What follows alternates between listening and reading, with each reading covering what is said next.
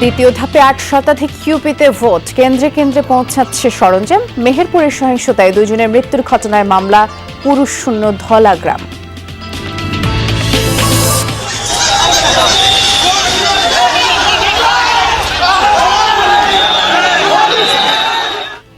লক্ষ্মীপুর ও গাইবান্ধার 2টি ইউনিয়নে হামলা, সংঘর্ষ, প্রার্থীসহ আহত 11।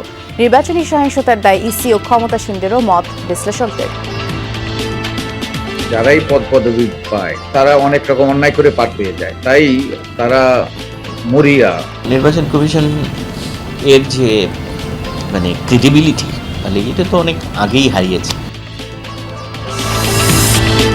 বগুড়া মেডিকেলে বকশিসের টাকা কম দেয় অক্সিজেন মাস্ক খুলে নিল ওয়ার্ড বয়। কিছুক্ষণের মধ্যেই সড়ক দুর্ঘটনায় আহত ব্যক্তির মৃত্যুর অভিযোগ।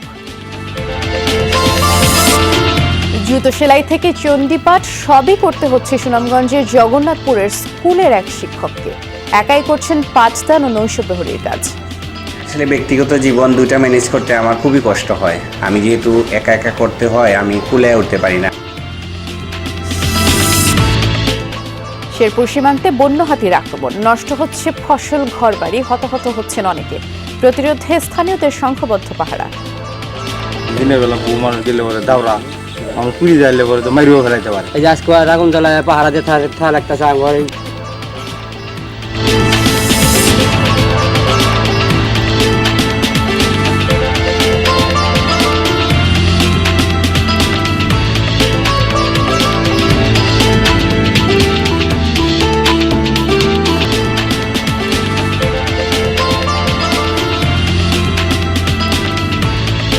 বিরতিহীন সংবাদ সারা দেশে সবাইকে আমন্ত্রণ জানাচ্ছি। নুসরাত বৃষ্টির সাথেই আছি। শিরোনামগুলো শুনছিলেন। দ্বিতীয় ধাপে দেশের ৮ শতাধিক ইউনিয়ন পরিষদে ভোট গ্রহণের জন্য কেন্দ্রে কেন্দ্রে সরঞ্জাম পাঠানোর কাজ চলছে। সকাল থেকে জেলা নির্বাচন অফিস থেকে এই কেন্দ্রগুলোতে ব্যালট বাক্স, পেপার, অমোচনীয় কালি, সিল সহ যাবতীয় সরঞ্জামাদি পাঠানো হচ্ছে। যেসব জায়গায় ইভিএম এ ভোট নেওয়া হবে সেখানে ইলেকট্রনিক ভোটিং মেশিন নেওয়া হচ্ছে। বিকেলের মধ্যে সবকটি ইউপিতে প্রয়োজনীয় উপকরণ পৌঁছে যাবে বলে কমিশন জানিয়েছে। আর জেলা রিটার্নিং অফিসার কার্যালয় থেকে এসব সরঞ্জাম বিতরণ হচ্ছে। যে কোনো ধরনের অপ্রীতিকর পরিস্থিতি এড়াতে আইন শৃঙ্খলা বাহিনীও মোতায়েন রয়েছে। এদিকে নির্বাচনী সহিংসতায় মেহেরপুরের গাংনীতে 2 মেম্বার প্রার্থীর সমর্থকদের সংঘর্ষের 2 জন নিহতের ঘটনায় মামলা হয়েছে। এরপর থেকে গ্রাম ছাড়া বেশিরভাগ পুরুষ ভোটার, বাকিরা সংঘর্ষে জখম হয়ে হাসপাতালে ভর্তি। পুলিশ বলছে ঘটনার সাথে জড়িতদের দ্রুত আইনের আওতায় আনা হবে। নির্বাচন পূর্ব সহিংসতায় 2 জন নিহতের পর লক্ষ্মীনারায়ণপুর ধলাগ্রাম পুরুষ শূন্য, পথে ঘাটেও মানুষের চলাচল কম। সংঘাতপ্রবণ এলাকা মেহেরপুরের গাংনীতে সোমবার 2 মেম্বার প্রার্থীর সমর্থকদের মধ্যে সংঘর্ষ বাধে। এতে প্রাণ হারান জাহারুল ও শাহাদুল। এ ঘটনায় মেম্বার প্রার্থী আতিয়ার রহমানকে প্রধান আসামি করে 66 জনের নামে মামলা করেছে নিহতের ভাই। পুলিশের হয়রানি আর গ্রেফতার এড়াতে এলাকা ছেড়েছে বেশিরভাগ তরুণ ভোটার। যে দুর্ঘটনা ঘটেছে তারা চলে গেছে, ধরেন পালিয়ে গেছে। আর কিছু কিছু যারা আছে তারা হসপিটালে কোথায় কোথায় আছে। ধরেন আমার বাড়িতে তাই এসে বলছে, এই আমাকে ছেলেমেয়েরা ভোট করবি তো ভোট। এখন তো আমরা আতঙ্কে আছি, আমরা খালি মারাটা আমি দাঁড়িয়ে দেখছি, বাবার ঘরে থেকে বেঁচে দাবা তো খুব খুব তরম মারি গেছে, মেয়েদিন মরে গেছে সব। আর যারা যারা পালিয়ে গেছে তারা পালিয়ে গেছে, সব এই ব্যাপার। ঝুঁকিপূর্ণ এলাকায় ভোট সুষ্ঠু করতে 5টি টিম গঠন করেছে পুলিশ। গ্রামে মোতায়েন করা হয়েছে অতিরিক্ত পুলিশ সদস্যদের। 5টা টিম করা হয়েছে, তার মধ্যে 3টি টিম সিভিলে, 2টি টিম আমাদের পোশাকে কাজ করছে। এখন সেখানে অতিরিক্ত পুলিশ মোতায়েন করা হয়েছে এবং আমরা 10 জনকে নিয়ে এসেছি জিজ্ঞাসাবাদের জন্য। জিজ্ঞাসাবাদ করে তথ্যপত্র ভিত্তিতে যারা এই ঘটনার সাথে ইনভলভ তাদেরকে গ্রেপ্তার করা হবে। ঘটনার সাথে জড়িতদের দ্রুত আইনের আওতায় আনা হবে বলে জানিয়েছে পুলিশ। আমিন বাবু, যমুনা নিউজ। লক্ষ্মীপুরের কমলনগরের চরকাদিরা ইউপি নির্বাচনকে কেন্দ্র করে দুপক্ষের সংঘর্ষ, ককটেল বিস্ফোরণে 10 জন আহত হয়েছে। গতরাতে আওয়ামী লীগ ও বিদ্রোহী প্রার্থীর সমর্থকদের মধ্যে এই সংঘর্ষ বলে পুলিশ জানিয়েছে। এ সময় নির্বাচনী ক্যাম্প ভাঙচুর করা হয়। ককটেল বিস্ফোরণে এলাকায় আতঙ্ক ছড়িয়ে পড়ে। সংঘর্ষের পর থেকেই থমথমে পরিস্থিতি বিরাজ করছে। ঘটনাস্থলে অতিরিক্ত পুলিশ মোতায়েন রয়েছে এবং সংঘর্ষে যারা আহত হয়েছে তাদেরকে হাসপাতালে ভর্তি করা হয়েছে। আর একদিকে পাবনার ভায়না ইউনিয়নে সোমবার দুপক্ষের সংঘর্ষে আহত এক যুবক রাতে মারা গেছে। গাইবান্ধা সদরের স্বতন্ত্র চেয়ারম্যান প্রার্থী ফরহাদ কামালের উপরে হামলা চালিয়েছে দুর্বৃত্তরা। রাতেই প্রতিপক্ষ প্রার্থী আবুল কালাম আজাদের বিরুদ্ধে মামলা করেন তিনি। ঘটনার পর থেকে এলাকায় থমথমে অবস্থা বিরাজ করছে। গতরাতে আরিফ খাঁ পোশাগির মোড়েই এই ঘটনা। স্থানীয়রা জানিয়েছেন, নির্বাচনী এলাকায় যাওয়ার সময় রামচন্দ্রপুর ইউপি নির্বাচনের চেয়ারম্যান প্রার্থী ফরহাদ কামালের পথ আটকায় দুর্বৃত্তরা। হঠাৎ তাকে মারধর শুরু করে। এক পর্যায়ে তার কাছে থাকা নির্বাচনী প্রচারণার টাকা তারা ছিনিয়ে নেয়। পরে গুরুতর অবস্থায় তাকে সদর হাসপাতালে ভর্তি করানো হয়। ফরহাদ কামাল বাদী হয়ে প্রতিপক্ষ প্রার্থী আজাদ সহ 19 জনের নাম উল্লেখ করে অজ্ঞাত 60 জনের বিরুদ্ধে মামলাও করেন। এদিকে মাদারীপুরের কালকিনিতে 2 চেয়ারম্যান প্রার্থীর সংঘর্ষে অন্তত 20 জন আহত হয়েছে। পুলিশের প্রত্যক্ষদর্শীরা জানিয়েছে, সকালে উপজেলার সিডিখানে নৌকার প্রার্থী চান মিয়া শিকদার ও স্বতন্ত্র চেয়ারম্যান প্রার্থী মিলন মিয়ার সমর্থকদের মাঝে দফায় দফায় সংঘর্ষ ঘটে। এ সময় শতাধিক ককটেল এবং হাত বোমারও বিস্ফোরণ হয়। আহতদের উপজেলা স্বাস্থ্য কমপ্লেক্সে ভর্তি করা হয়েছে। আশঙ্কাজনক অবস্থায় 3 জনকে বরিশাল শেরে বাংলা মেডিকেলে পাঠানো হয়েছে। নারায়ণগঞ্জের রূপগঞ্জের কায়েতপাড়া ইউপি নির্বাচন ঘিরেও পরিবেশ বেশ অশান্ত। নানা বাধা আর হুমকির মধ্যে প্রচারণা শেষ করেছেন বলে দাবি করেছেন স্বতন্ত্র প্রার্থীরা। প্রতিপক্ষের বিরুদ্ধে বহিরাগত লোকজন আর সন্ত্রাসীদের অনুপ্রবেশ করানোর অভিযোগও এনেছেন তারা। তাই সুষ্ঠু ভোট নিয়ে শঙ্কা দেখা দিয়েছে। রূপগঞ্জের কায়েতপাড়া ইউনিয়ন দ্বিতীয় ধাপের নির্বাচনকে ঘিরে অশান্ত এখানকার পরিবেশ। জেলার সবচেয়ে ঝুঁকিপূর্ণ ইউনিয়ন হিসেবেও চিহ্নিত এটি। প্রচারণার শেষ দিনেও থামেনি সংঘাত। অভিযোগ উঠেছে স্বতন্ত্র প্রার্থীর সমর্থকদের উপর হামলা মারধরের। ঘটেছে ভাঙচুরের ঘটনাও। প্রতিপক্ষের বিরুদ্ধে বহিরাগত লোকজন আর সন্ত্রাসীদের অনুপ্রবেশ করানোর অভিযোগ স্বতন্ত্র প্রার্থীদের। যাদের নেতৃত্বে সন্ত্রাসী বাহিনী এবং গাজী সাহেবের ছেলে বাপ্পা গাজী চনপাড়া যে পুনর্বাসন বস্তিতে সে অর্ডার দিছে, আর উপজেলা থেকে লোক আসছে, বস্তির লোক আসা এই বাড়িতে হামলা দেয়। সব জায়গায় প্রতিটা পদে পদে গাড়ে গাড়ে বাধাগ্রস্ত হচ্ছি। সন্ত্রাসীকে এনে তারা এমনভাবে ওইখানে ঘাঁটি বাঁধছে, তারা আইন প্রশাসনকে তোয়াক্কা বিদ্যাঙ্গুল দেখে তোয়াক্কা না করে তারা যার যেমন ইচ্ছা চলছে। আমার জীবন হুমকির সম্মুখীন, আমাকে হুমকি দিচ্ছে, আমাকে মেরে ফেলবে, আমাকে মেরে আমাকে লাশ গুম করবে। প্রতিপক্ষ প্রার্থীদের বাধা আর প্রভাব। এমন পরিস্থিতিতে সুষ্ঠু ভোট নিয়ে শঙ্কায় আছেন স্বতন্ত্র প্রার্থীরা। চাইছেন প্রশাসনের হস্তক্ষেপ। আমি আশা করব 11 তারিখ পর্যন্ত যাতে করে প্রশাসন সুষ্ঠু একটা নিরপেক্ষ নির্বাচন দেয়। পুলিশ বলছে অবাধ ও সুষ্ঠু নির্বাচন উপহার দিতে প্রস্তুত তারা। কয়েক স্তরে সাজানো হয়েছে নিরাপত্তা বলয়। র্যাব পুলিশের পাশাপাশি মোতায়েন থাকবে বিজিবিও।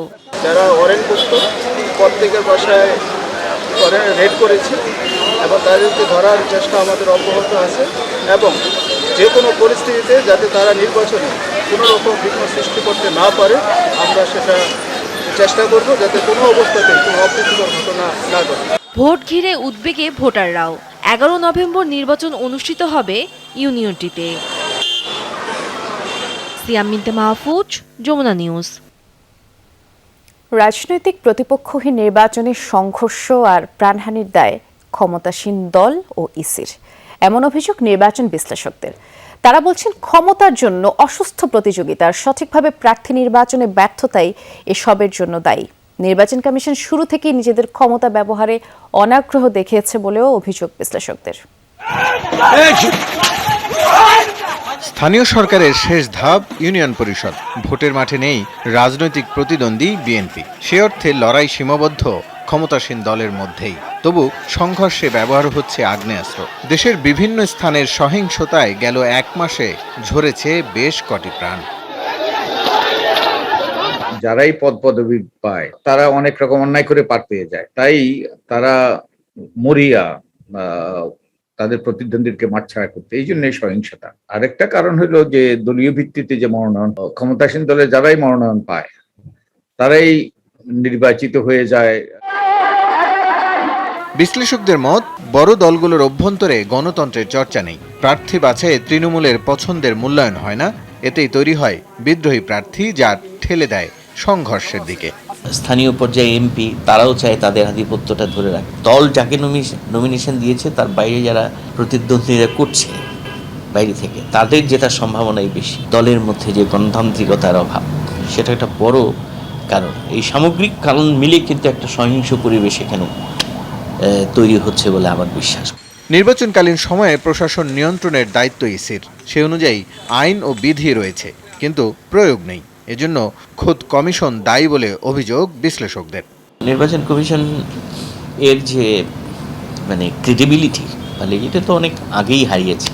সুতরাং এই ক্ষেত্রে যে হারাবে, এটা খুব স্বাভাবিক ব্যাপার, যে তার সেই যোগ্যতা প্রমাণ করার ইচ্ছাও নাই। সম্ভবত সরকার যা চাচ্ছেন সেদিকেই তারা সেই লাইনটাকে তারা অনুসরণ করছে। নির্বাচন কমিশন নিয়ন্ত্রণের মধ্যে রাখার চেষ্টা করছে কিনা সেটাই হলো নির্বাচন কমিশন যদি তার উপর যে সাংবিধানিক দায়িত্ব অর্পিত হয়েছে সেটা যদি পালন করার জন্য তারা যদি কার্যকর ভূমিকা রাখতো, তাহলে তারা যারা এইসব অন্যায় করছে তাদের বিরুদ্ধে ব্যবস্থা নিত, কিংবা তারা যেসব প্রার্থীদেরকে সমর্থন করে তাদের প্রার্থীদের বাতিল করত। দ্বিতীয় ধাপে 846টি ইউনিয়নে ভোট 11 নভেম্বর আর তৃতীয় ধাপে 1000 ইউনিয়নে vote 28 November. Rasel Ahmed, Jamuna news, Dhaka. নিচতলা থেকে মুমূর্ষু রোগীকে স্ট্রেচারে করে তৃতীয় তলায় নেওয়া হয়। এরপরে হাসপাতালের পরিচ্ছন্নতা কর্মী 200 টাকা বকশিশ চায়। দরিদ্র বাবার পকেটে থাকা 150 টাকায় সে খুশি হয়নি। অনেক পীড়াপিড়িতেও 50 টাকা না পাওয়ায় ওই রোগীর অক্সিজেনের নল খুলে ফেলে পরিচ্ছন্নতা কর্মী, এবং এর কয়েক মিনিটের মধ্যেই গাইবান্ধার বিকাশ চন্দ্রের প্রাণ যায়। স্বজনদের অভিযোগ, এই ঘটনা ঘটেছে বগুড়ার শহীদ জিয়াউর রহমান মেডিকেল কলেজ হাসপাতালে। এই ঘটনায় তদন্ত কমিটিও করেছে হাসপাতাল কর্তৃপক্ষ। সড়ক দুর্ঘটনায় মাথায় গুরুতর আঘাতপ্রাপ্ত গাইবান্ধার বিকাশ চন্দ্র কর্মকারকে মঙ্গলবার রাতেই ভর্তি করা হয় বগুড়ার শহীদ জিয়াউর রহমান মেডিকেল কলেজ হাসপাতালে। জরুরি বিভাগে প্রাথমিক চিকিৎসার পর অক্সিজেন সহ তাকে পাঠানো হয় সার্জারি ওয়ার্ডে।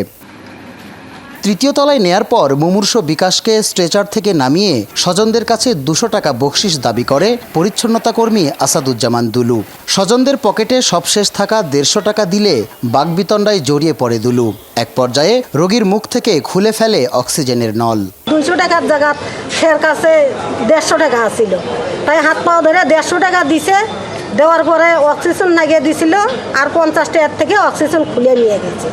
যাওয়ার পরে রুগী রক্ত উঠে মারা গেল। পাশে যে সব রুগীরা আসছিল, যারা আসছিল, তারা আবার হ্যাঁ আপনি টাকাও নিলেন আর এই অল্প টাকার জন্য আবার অক্সিজেন খুলে নিলেন, তার মানে আপনি তো মানুষ ভালো না, আপনি ধরা নেবি। এই ধরার কথা সকলে মিলে উচ্চার হয়ে দৌড় মারছে। অক্সিজেন খুলে ফেলায় বিকাশের মৃত্যু হয়েছে কিনা তা খতিয়ে দেখতে 4 সদস্যের তদন্ত কমিটি করেছে হাসপাতাল কর্তৃপক্ষ। কর্মকর্তারা জানান, দৈনিক মজুরির পরিচ্ছন্নতা কর্মী দুলু কিভাবে ওয়ার্ড বয়ের কাজে যুক্ত হলো সে বিষয়টিও খতিয়ে দেখা হচ্ছে।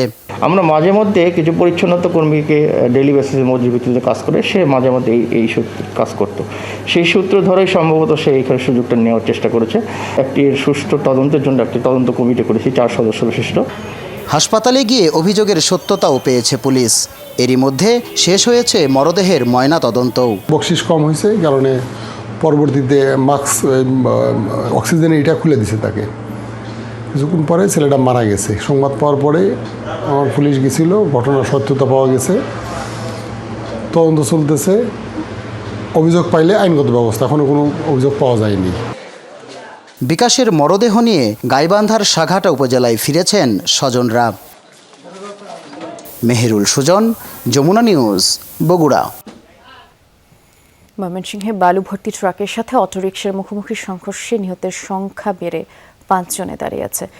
সকাল 8:45 এই দুর্ঘটনা ঘটে। প্রত্যক্ষদর্শীরা জানিয়েছে, ত্রিশাল উপজেলা সদর থেকে সিএনজি চালিত অটোরিকশা যাত্রী নিয়ে বালিপাড়া যাবার পথে বিপরীত দিক থেকে আসা বালু ভর্তি ট্রাকের মুখোমুখি সংঘর্ষে ঘটনাস্থলেই অটোরিকশা চালক সত্তার ও যাত্রী কলিমুদ্দিন মারা যায়। স্থানীয়দের সহায়তায় ফায়ার সার্ভিসের কর্মীরা হতাহতদের উদ্ধার করে এবং হাসপাতালে নেয়ার পরে আরও 3 জন মারা যান। নিহত সবার বাড়ি ত্রিশালে।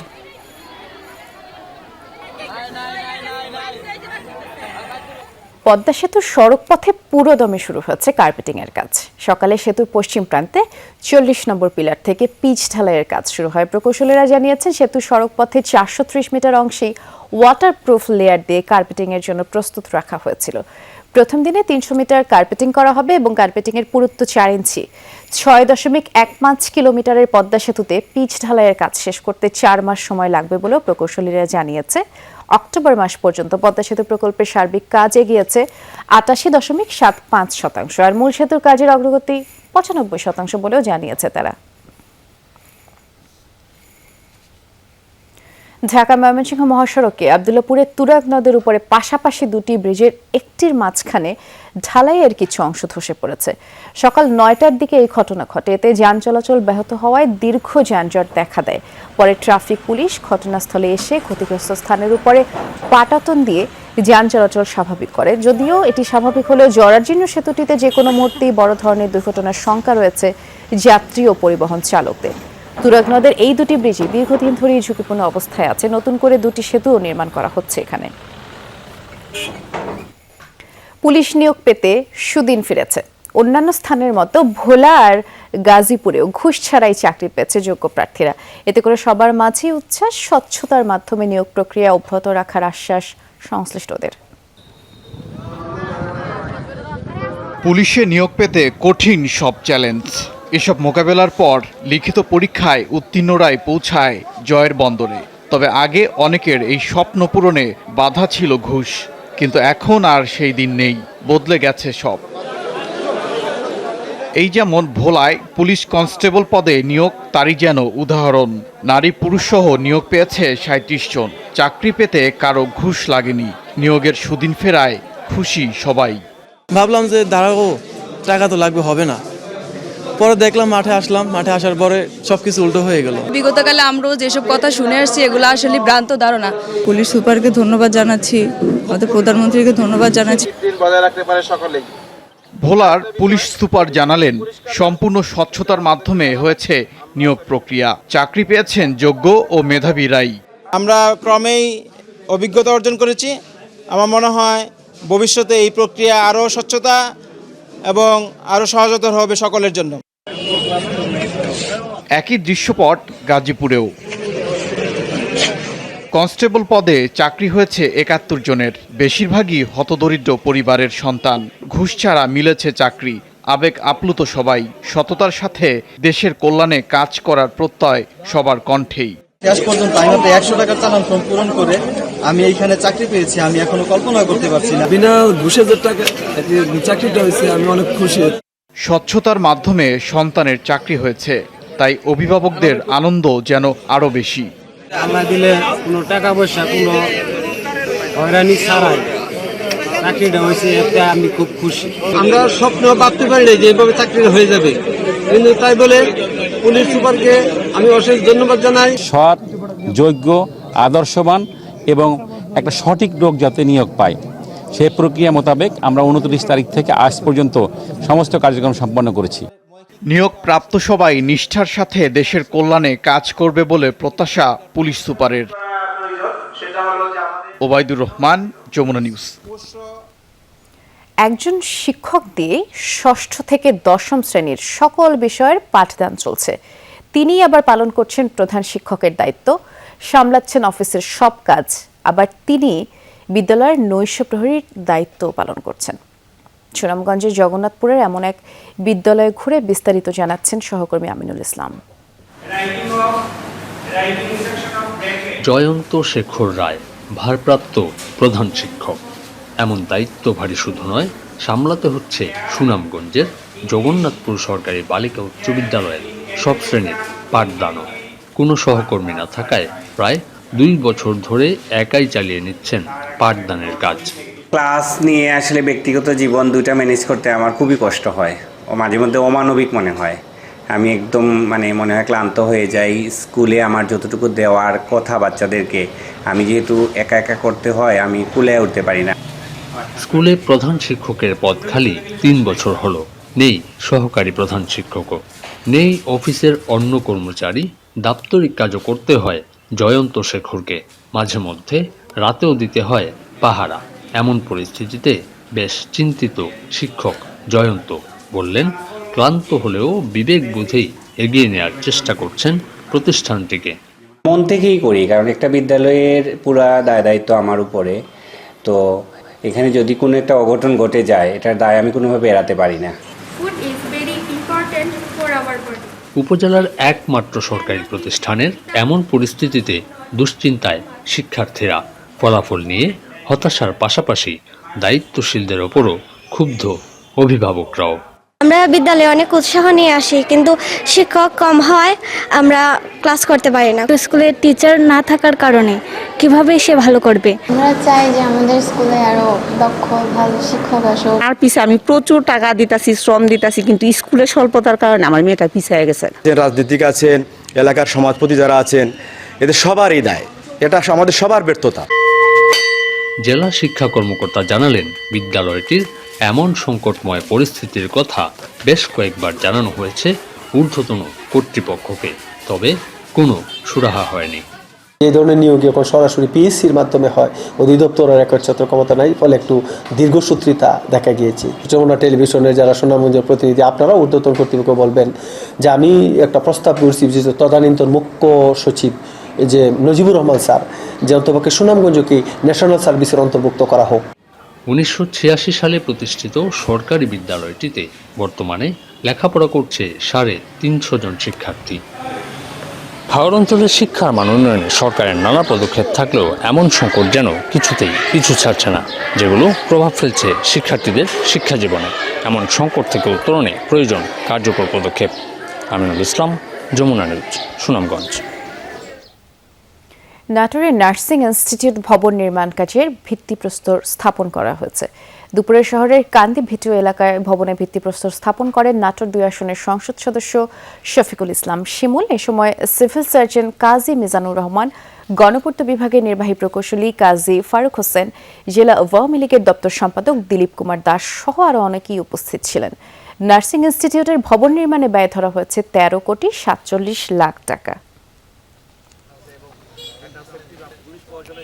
শেরপুরের সীমান্ত এলাকার মানুষের কাছে এখন প্রধান আতঙ্কের নাম হাতি।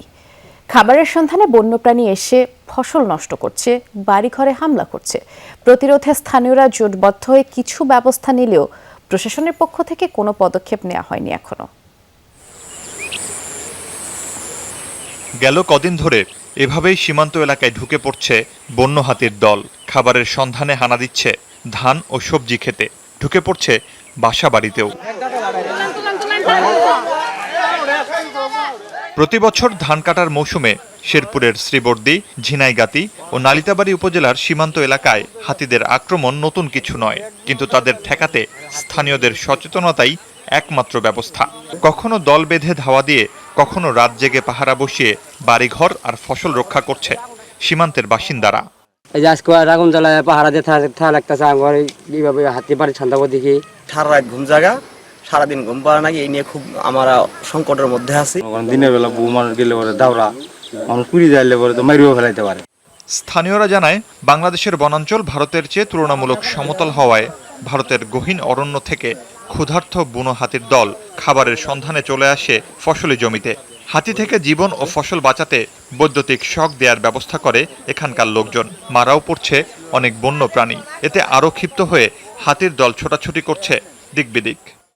খুব ফসল টল খায় শেষ করে ফেলেছে। যার ফসল নাই এই তার সবজির উপরে দিয়ে চলে, যখন এই সবজিটি খায় ফেলা মানুষটা একটা হাহাকারে পড়ে যায়, অনেক কষ্টের ভিতরে পড়ে যায়। তীব্র আলো দেখলে পিছু হটে হাতিরা। এই থিওরিকেই আপাতত সমাধান ধরে এগুচ্ছে স্থানীয় প্রশাসন। এজন্য প্রয়োজনীয় জিনিসপত্র সীমান্তবাসীকে দেওয়ার কথা জানালেন ইউএনও ও উপজেলা চেয়ারম্যান। আমরা মশাল, টর্চ লাইট এবং কেরোসিন বিতরণ করার প্রস্তুতি নিচ্ছি এবং স্থায়ী সমস্যা যাতে সমাধান করা যায় সে বিষয়ে জেলা প্রশাসনের নেতৃত্বে আমরা কাজ করে যাচ্ছি। সকলের সহযোগিতায় আমরা একটা তালিকা প্রণয়ন করছি, তাদেরকে পুনর্বাসিত করা হবে। বন্যপ্রাণী ব্যবস্থাপনা ও প্রকৃতি সংরক্ষণ বিভাগ হাতির আক্রমণ থেকে রক্ষায় কিছু পরামর্শ দিয়েছে। বাড়ির আশপাশে কাঁটাযুক্ত গাছ রোপণ, হাতি চলাচলের জায়গায় স্থাপনা নির্মাণ না করা, আলোর ব্যবস্থা, নিয়মিত পাহারা বসানো সহ বেশ কয়েকটি সতর্কবার্তা দিয়েছে তারা। এই পরামর্শগুলো যথাযথভাবে মানতে বলছে বন বিভাগ।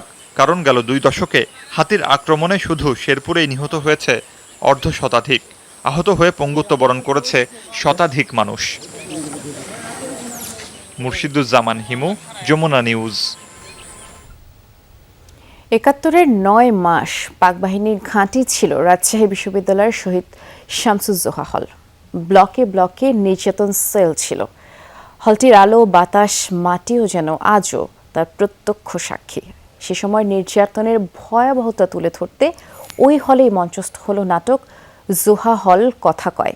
শিক্ষক, শিক্ষার্থী সহ নানা পেশার ৩,০০০-এর বেশি মানুষ একসাথে উপভোগ করেন ইতিহাসের সেই কালবেলার মঞ্চায়ন। রাজশাহী বিশ্ববিদ্যালয়ের শহীদ শামসুজ্জোহা হলের পুরোটাই মঞ্চ। নিচতলা, দোতলা বা মাঝের ফাঁকা জায়গা, দর্শকরা যেদিকেই চেয়েছেন দেখেছেন নাটকের ২০০-১০০ কলাকৌশলীর নান্দনিক উপস্থাপনা। ৭১-এর ৯টি মাস এই হলে ঘাঁটি গেড়ে পাকবাহিনী নির্যাতন চালায়। তারই ভয়াবহতা ৫ দশক পর নতুন প্রজন্মের সামনে সেদিনের আদলে তুলে ধরতেই এমন ব্যতিক্রমী আয়োজন। হলে বা বৌদ্ধভূমির যে ইতিহাসটা এটা প্রকাশ পেল। আমরা যারা তরুণ প্রজন্ম অনেকেই জানি না যে কি ঘটেছিল, সেটা মনে হলো যে সেই পরিবেশটাতে ফিরে গেলাম। ৭১ মিনিটের লোমহর্ষক এই নাট্যায়নে কি নেই? বেয়োনেটের খোঁজায় মায়ের সামনে সন্তানকে হত্যা, সন্তানের সামনে মায়ের ধর্ষণ সহ হানাদারদের বীভৎস সব নির্যাতনই উঠে আসে এখানে। নারীদেরকে নির্যাতন করা হয়েছে, ওই সময় কিভাবে নখ উপড়ে নেওয়া হয়েছে, বদ্ধভূমিতে কিভাবে নির্যাতন করা হয়েছে। প্রকাশ করতে পারছি না আমি কিভাবে সহ্য। বাবার স্মৃতি আমি আজকে দেখলাম এত বছর পর। যুদ্ধকালে এই হলে বন্দী হয়ে নির্যাতন সয়ে প্রাণে বেঁচে যাওয়া ৩ মুক্তিযোদ্ধা তুলে ধরেন তাদের অভিজ্ঞতা। আমার বারবার সেই কথা, সেই নির্যাতন, সেই অত্যাচার, সেই ভয়াবহতা, সেই নৃশংসতা আমার চোখের সামনে বারবার ভেসে উঠেছে। পাণ্ডুলিপি, আলো, সঙ্গীত, শব্দের নান্দনিক উপস্থাপনা ও শিল্পীদের অভিনয় দক্ষতার স্বাধীনতার জন্য কতটা ত্যাগ সইতে হয়েছিল তা দেখে দর্শকরা ফেলেছিলেন চোখের জল। সেই স্কুলে যতটা না শিখতো, পড়ে শিখতো, এখানে এসে সে অনেকটা তার মনে গেঁথে যাবে। সরাসরি এখানে যেভাবে উপস্থাপন করা হয়েছিল সত্যি অসাধারণ। বাংলাদেশ শিল্পকলা একাডেমির আয়োজনে অধ্যাপক ডক্টর আতাউর রহমান রাজুর নির্দেশনায় মঞ্চায়িত হয় নাটকটি। বিশ্বের অন্যান্য উন্নত দেশের মতোই শুধু আমি বলবো না, এর বাইরে এসেও নতুন রকমের যে অনেক কিছু করতে পারে, শিল্পের উপস্থাপন ঘটাতে পারে, এই গণহত্যার পরিবেশ থেকেটাকে কিন্তু আমরা সেই রকম একটি কর্মসূচি। সোমবার সন্ধ্যা 6:30টায় ভার্চুয়াল মাধ্যমে এই নাটকের প্রদর্শনীর উদ্বোধন করেন মুক্তিযুদ্ধ বিষয়ক মন্ত্রী AKM মোজাম্মেল হোসেন। সিয়াম মিন্তা মাহফুজ, যমুনা নিউজ। দেশীয় মাছ সংরক্ষণ ও উৎপাদন বৃদ্ধির লক্ষ্যে নেত্রকোনায় শুরু হয়েছে প্রকল্পের কাজ। পরিত্যক্ত জলাশয় খনন করায় মাছ চাষে ব্যাপক সুফল পাচ্ছে জেলেরা। জলাভরা দেশি মাছ, জালে ভরা রূপালী ঝিলিক। নেত্রকোনায় জেলেদের জালে ধরা পড়ছে নানা জাতের মাছ। মাছের উৎপাদন বাড়াতে জেলার ২৭টি পরিত্যক্ত জলাশয়কে সংস্কার প্রকল্পের মাধ্যমে পরিচ্ছন্ন করা হয়। মৎস্য অধিদপ্তরের উদ্যোগে ৪,৩০,০০,০০০ টাকা ব্যয়ে এই প্রকল্পে সুফল পাচ্ছে জেলেরা। জলাশয়ে মাছ চাষ করে সুদিন ফিরেছে তাদের। এই বান্ধা আগে মাছ দেয় তোগা, এই বান্ধাও না মাছ দেয় না। লাভবান হইতাছি, মাছের থেকে আমরা অনেক পয়সা পরি পাইতেছি। তারপরে যে আমরা লাভ হয়েছে এটা দিয়ে আমরা উন্নতি করতাম পারি, চলতাম পারি, বুর্গুচুল পাততে পারি, সবকিছু এটা দিয়ে আমরা করতাম পারি। পাইলট প্রকল্পের সুফল মেলায় এর পরিধি বাড়ানোর দাবি স্থানীয়দের। আর অন্যান্য জায়গায় এইভাবে খনন করলে আরো লাভ হবে। কুদাইলে মাছটা ধরবো, আমরা খাইতে পারবাম, রাস্তাঘাট বার হইলে আমরা হাঁটতে চলতে পারবো। আবার যদি কুদায় মাছটা চাষ হইলে তখন ভাবলিকে মারি আবার খাইতে পারবো। সংস্কার হওয়া এসব জলাশয়ে ইজারার মাধ্যমে মাছ চাষের সুযোগ দিচ্ছে মৎস্য বিভাগ। আরও বেশ কিছু নতুন প্রকল্পের তালিকা আমরা ইতিমধ্যে মন্ত্রণালয়ে প্রেরণ করেছি। আমরা আশা করি এগুলো যদি প্রকল্পে এনলিস্টেড হয় তাহলে আমরা এই প্রকল্পের মতো আরও বেশ কিছু প্রকল্প আমরা বাস্তবায়ন করতে পারব। প্রশাসনের সহযোগিতা পেলে প্রকল্প সম্প্রসারণের আশ্বাস পরিচালকের। এই অঞ্চলে এই ধরনের জলাশয় ডিসি মহোদয়ের মালিকানাধীন জলাশয়গুলোকে আমরা উৎপাদনশীলতা বাড়ানোর জন্য আমার কাছে যদি প্রস্তাব যায় জেলা মৎস্য কর্মকর্তা, উপজেলা মৎস্য কর্মকর্তার মধ্যে, এগুলো আমি কন্টিনিউ করার চেষ্টা করব। মৎস্য বিভাগের হিসাবে সংস্কার হওয়া প্রায় ৮০ হেক্টর জলাশয়ে এরই মধ্যে শুরু হয়েছে মাছ চাষ। সিয়াম মিন্তা মাহফুজ, যমুনা নিউজ। আর এই ছিল সংবাদ সারা দেশের আয়োজনে।